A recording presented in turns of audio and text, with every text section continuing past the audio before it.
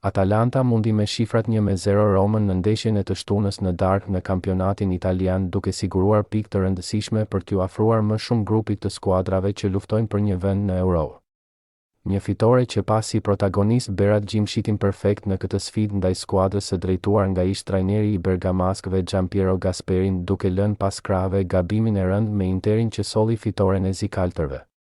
Një paraqitje që është vlerësuar publikisht edhe nga trajneri Raffaele Palladino pas sfidës duke marrë për shembull mbrojtësin shqiptar për të shpjeguar shpirtin e skuadrës që drejton. Më pëlqen ky koncept. Kur rrëzohesh duhet të kesh forcën të ringrihesh. I ndodhi gjimshitit i cili pas gabimit me Interin bëri një ndeshje të madhe.